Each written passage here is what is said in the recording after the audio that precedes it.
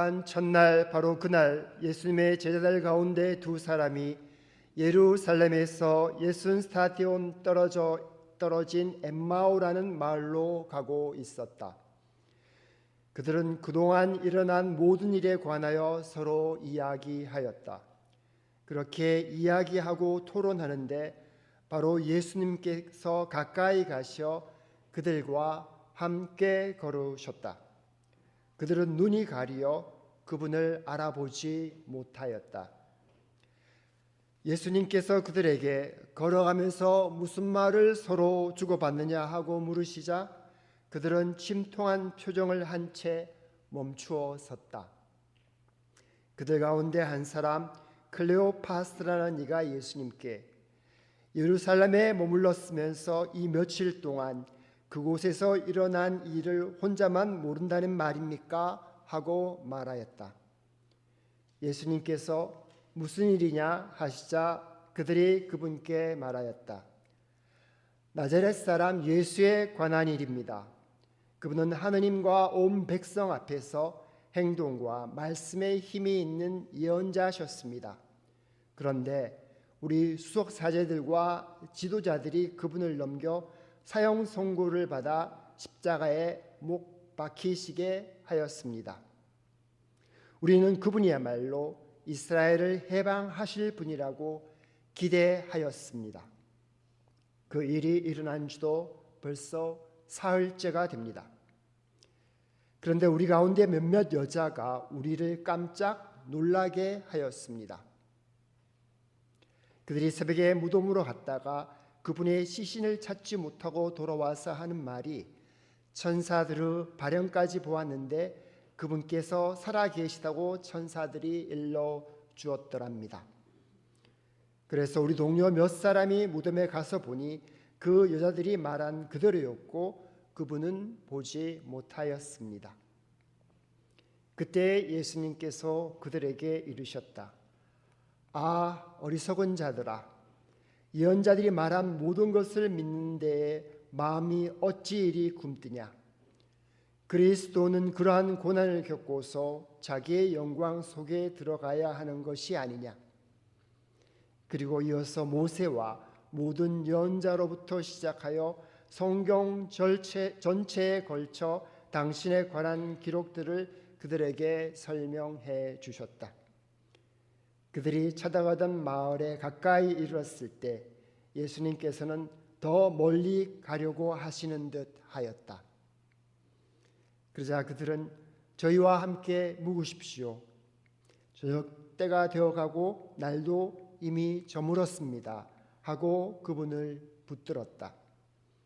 그래서 예수님께서는 그들과 함께 묵으시려고 그 집에 들어가셨다.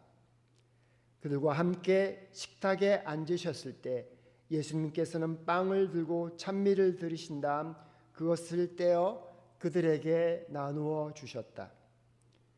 그러자 그들의 눈이 열려 예수님을 알아보았다. 그러나 그분께서는 그들에게서 사라지셨다. 그들은 서로 말하였다.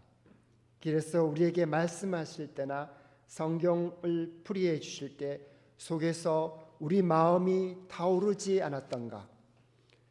그들이 곧바로 일어나 예루살렘으로 돌아가 보니 11 제자와 동료들이 모여서 정녕 주님께서 되살아나시어 시몬에게 나타나셨다 하고 말하고 있었다. 그들도 길가에서 겪은 일과 빵을 떼실 때에 그분을 알아보게 된 일을 이야기해 주었다. 주님의 말씀입니다. 참미 예수님, 오늘 복음에서 제 마음을 가장 오래 붙든 문장은 이것입니다. 그러나 그들은 눈이 가려 그분을 알아보지 못하였다. 부활하신 주님과 나란히 걷고 있었습니다. 어깨를 맞대고 목소리를 들으면서 그러면서도 그분을 알아보지 못했습니다. 어떻게 그런 일이 가능할까? 그 답이 그들의 입에서 나옵니다. 딱 한마디입니다. 우리는 그분이야말로 이스라엘을 해방하실 분이라고 기대하였습니다. 기대하였습니다. 과거 지나간 일입니다. 희망이 이미 끝난 사람의 언어입니다. 무너진 기대에 눈이 가리면 바로 곁에 주님이 걸어오셔도 보이지 않습니다. 기대하였습니다. 그런데 이 말이 낯설지 않으십니까? 이 땅에 처음 발을 내디디셨던 날 여러분도 무언가를 기대하셨을 겁니다. 더 나은 삶을, 자녀들의 미래를, 새로운 시작을. 그런데 사시다 보니 그 기대 중 어떤 것은 조용히 과거 시자가 되어버렸습니다. 두 제자의 이 말이 여러분의 말이기도 하다면 오늘 복음은 여러분들을 위해서 쓰여진 것이라고 할 수 있겠습니다. 오늘 제1독서에서 베드로가 군중 앞에 섭니다. 불과 며칠 전 닭 울음소리에 무너져서 나는 그 사람을 모로라고 3번이나 외쳤던 바로 그 사람이 이제 예루살렘 한복판에서 이렇게 선포합니다. 하나님께서는 예수님을 죽음의 고통에서 풀어 다시 살리셨습니다. 무엇이 이 사람을 이렇게 바꾸어 놓았습니까? 오늘 복음이 우리에게 그 해답을 줄 수 있다고 생각합니다. 제2독서 베드로 첫째 서간이 먼저 한 가지를 짚어줍니다. 베드로는 신자들을 이렇게 부릅니다. 나그네 살이를 하는 여러분. 형제 여러분, 이 말이 여러분 마음에 많이 와닿습니까? 언어 장벽, 문화 낯설음, 고국에 두고 온 가족들, 여러분은 이미 이 말의 의미를 온몸으로 알고 계실 겁니다. 지금 이 순간 마음에 떠오르는 얼굴이 있습니까? 이름이 있습니까? 베드로는 바로 그 얼굴을 안고 사는 여러분에게 말합니다. 여러분은 흠 없고 티 없는 어린 양 같으신 그리스도 고귀한 피로 속량되었습니다. 이 땅에서 나그네로 살아가실지라도 여러분은 가장 값진 것으로 이미 사랑받은 존재입니다. 두 제자가 예루살렘을 등지고 엠마오로 걷습니다. 부활이 이미 일어난 그 도성을, 기대가 무너진 그 자리를 등지고 이름도 없는 작은 마을을 향해 걷습니다. 복음은 이렇게 전합니다. 예수님께서 가까이 가셔 그들과 함께 걸으셨다. 제자들이 먼저 찾은 것 아닙니다.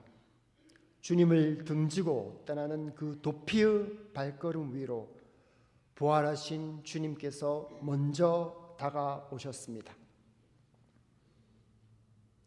그분은 미리 답을 주지 않으십니다. 우선 들으십니다. 걸어가면서 무슨 말을 서로 주고받느냐, 그리고 들으십니다.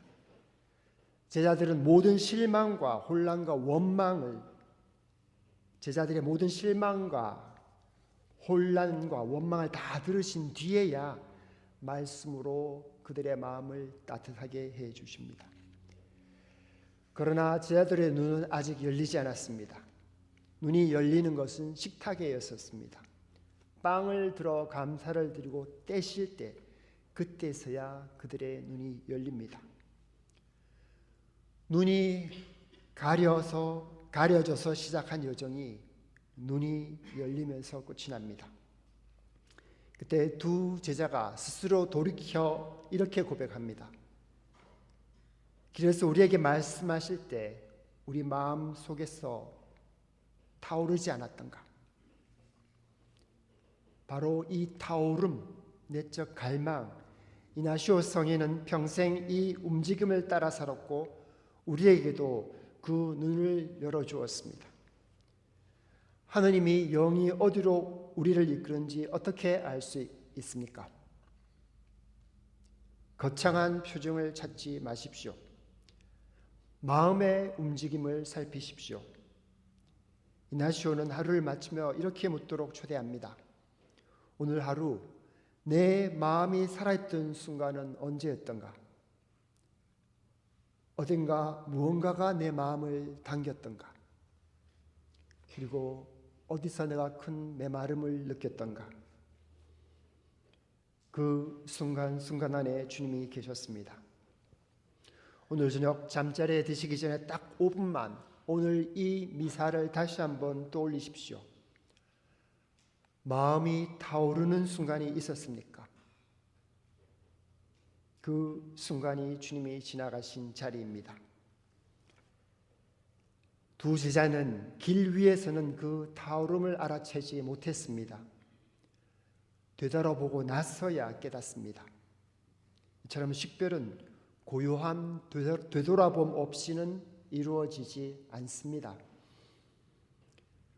그리고 이 식별은 홀로 이루어지지도 않습니다. 두 제자는 함께 걷고 대화하고 식탁에 함께 앉았습니다. 주님은 이 두 사람 사이에 세 번째로 오십니다. 작고하신 프란시스코 교황님은 오늘 이 장면을 교회의 모델로 제시하십니다. 시노달리티, 같은 길을 함께 걷는다는 뜻입니다. 교회 공동체는 앞서서 혼자 걷는 것이 결코 아닙니다. 사람들의 함께 가는 사람의 속도에 그들의 발걸음에 맞추어 그들 곁에서 함께 걷는 것입니다. 부활하신 주님께서 도망치는 두 제자의 걸음에 당신의 발걸음을 맞추셨듯이 말입니다.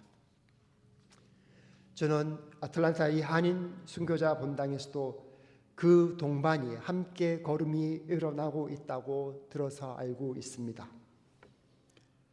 그리고 그 동반은 이곳에서 끝나지 않습니다. 저는 지금 캄보디아에 살고 있습니다. 캄보디아는 1975년에서 79년까지 그 당시 국민의 4분의 1에 해당하는 200만 명에 가까운 사람들이 목숨을 잃은 나라입니다. 그 폐허 위에 예수에는 1981년 태국 국경에 있는 난민 수용소에부터 그들을 동반하기 시작했습니다. 지금도 그 땅에서 교육, 장애인들, 생태, 평화옹호, 그리고 바텀봉 지목구에서 사목을 통해 가장 가난한 이들을 곁에서 걸으려고 노력하고 있습니다. 여기에 한 사람의 이름을 여러분과 나누고 싶습니다. 리치 페르난도, 들어보신 분들도 있으실 거라고 생각합니다. 필리핀 출신의 예수의 실습수사였습니다. 1996년 캄보디아의 반티프립에서 장애인 학생들을 동반하고 있었습니다. 어느 날 퇴교 처분을 받은 그 사론이라는 친구가 그 결정에 불만을 품고 수류탄을 들고 교무실 쪽으로 왔습니다. 그리고 그 결정을 내린 사람 앞에서 핀을 뽑았습니다. 폭발하기까지 단 몇 초가 남은 시간, 리치는 사론에게 다가가서 그를 뒤에서 이렇게 감싸 안았습니다. 그러던 와중에 수류탄이 떨어졌습니다. 리치 수사 뒤에서 이렇게 터졌고, 리치 수사가 그 사론을 이렇게 안고 앞으로 넘어지는 바람에 사론도 살았고, 그리고 그 선생님이 피신했던 교실 안에 학생들도 다 살았습니다. 리치는 그 자리에서 죽었습니다. 당시 나이 26, 만 30년 전의 일입니다. 그런데 이 이야기는 아직도 저희 미션의 핵심으로 남아 있습니다. 부활이란 이런 사람들을 통해서 우리 곁에 다가옵니다. 흠없고 티 없는 어린 양 같으신 그리스도의 고귀한 피로 속량되었다. 리치의 이야기를 떠올릴 때마다 이 성경의 말씀이 추상적인 신학이 아니라 살아 숨쉬는 사실이라는 것을 다시 깨닫습니다. 누군가 그의 피의 값을 자신의 몸으로 증언했기 때문입니다. 우리 모두 부활을 증언하는 사람으로 초대받고 있습니다. 그리고 그 증언은 지금 이 식탁 위에서 계속됩니다. 우리가 함께 바치는 이 미사가 바로 그 엠마오 식탁입니다.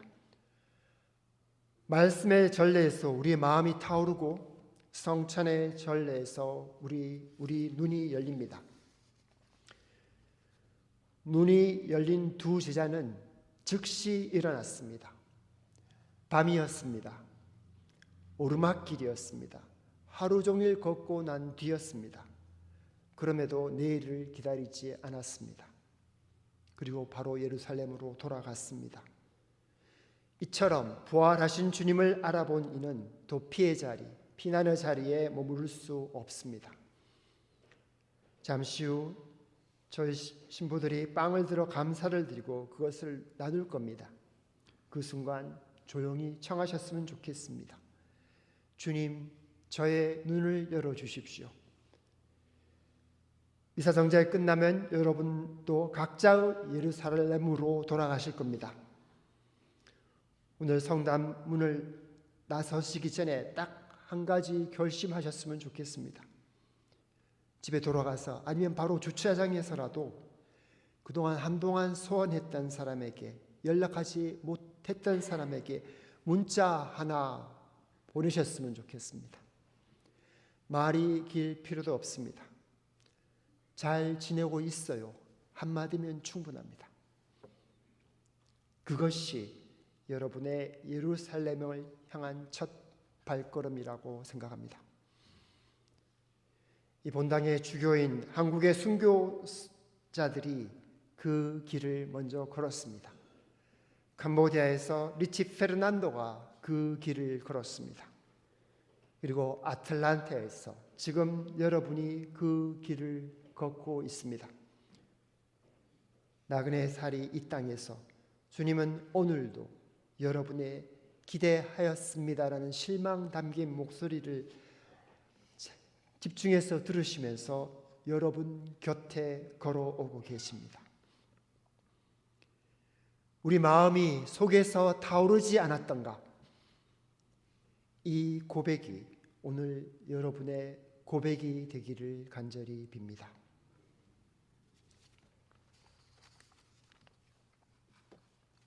주임 신부님의 양해를 구해서 강론 자리지만 캄보디아 이야기를 좀 하겠습니다. 도움을 청하러 왔습니다. 여러 가지 사도직이 있지만 제가 오늘 여러분께 구체적으로 도움을 청하는 사도직은 저희 미션의 심장이라고 할 수 있는 바탐방 지목구 본당 사도직들입니다. 북서쪽 캄보디아 북서쪽에 위치한 바탐방 지목구에는 한 6천 명의 천주교 신자들이 있습니다. 지목구장이 예수회원이요. 2000년부터 거기 일을 책임지고 있습니다. 한 27명의 예수회원들이 캄보디아에 파견되어 있는데 그중에 11분이 바탐방 지목구에서 활동하세요. 이분들은 정말 가장 가까이에서 가난한 이들, 소외된 이들 가까이에서 함께 걷는 여정을 가시는 분들입니다. 미션의 심장이라는 말씀을 감히 드릴 수 있습니다. 저는 반티프립에서 일했습니다. 아까 말씀드린 거기서 일하면 보람도 많습니다. 사랑을 전합니다. 하나님이 사랑이시라고 믿고 전합니다. 그런데 우리가 동반했던 친구들은 그 사랑만 받아갑니다. 하느님까지 잘 못 받아들여요. 30년을 그곳에서 저희가 동반을 했는데 세례를 받은 친구들이 10명이 채 안 됩니다. 다시 말씀드리면 인구의 95% 가까이가 불교 신자인 나라에서 복음을 선포하고 세례를 준다는 건 쉬운 일이 아닙니다. 그런데 그 어려운 일을 직접적으로 바탐방에 파견된 데 있는 신부님들은 하고 계십니다. 정말 우리 복음화의 거점입니다. 그런데 이 본당에 신자들이 그렇게 많지 않습니다. 어떤 작은 본당은 10명이 채 안 될 거예요. 세례받은 신자들이. 그보다 더 적을 수도 있습니다. 미사 오는 사람은 조금 더 있을 수 있어요. 성당에 딸린 기숙사가 있습니다. 천주교 신자들 오냐? 그렇지 않아요. 대부분 불교 신자들이 와요. 멀리서 집이 있으니까 학교 다니기 위해서 옵니다. 그런데 이 친구들을 동반을 하는 일도 함께 합니다. 되게 많은 것 같지만 교구에 있는 신자들 다 모아서 입교 예식하는 장면입니다. 전례를 진행하지만 좀 토차가 된 전례를 진행을 합니다. 다음 슬라이드 보여주십시오. 보시면 알겠지만 부활 성야 때 저 정도 사람들이 모여서 저렇게 전례 진행합니다. 이런 성당에서 선데이 컬렉션을 하면 캄보디아 돈으로 한 2만 리엘, 달러로 환산하면 5불입니다. 그런데 이 본당에 나가신 신부님들한테 주민들이 도움을 청하러 옵니다.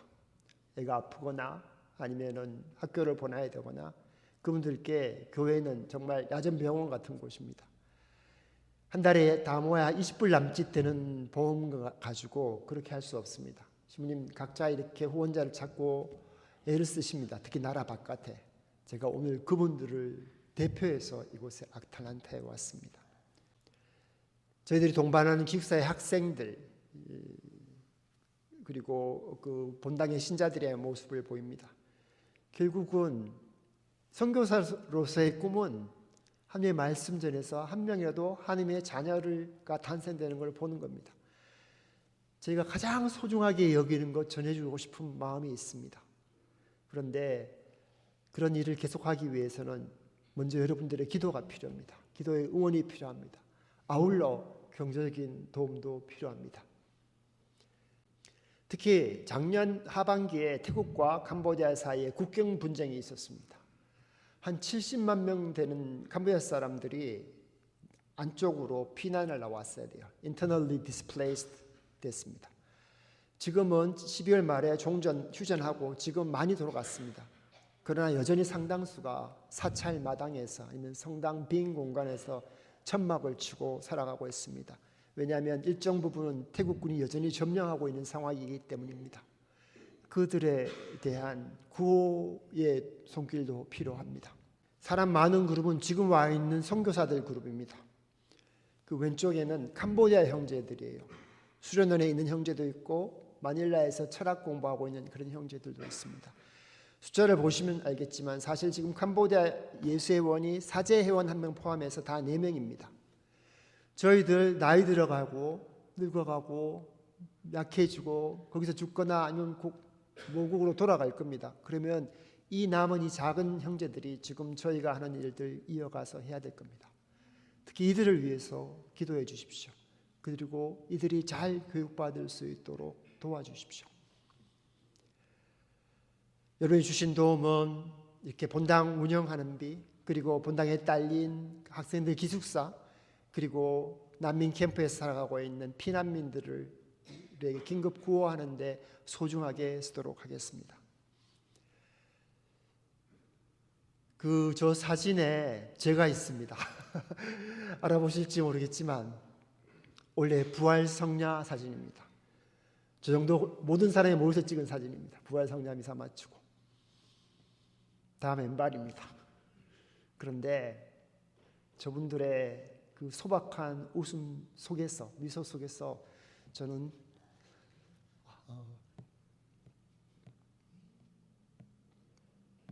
부활하신 주님을 만났습니다. 그 주님을 캄보디아에 있는 젊은이들에게 특히 전하고 저희들이 계속 살아갈 수 있도록 여러분의 기도와 그리고 도움을 간절히 청합니다. 감사합니다.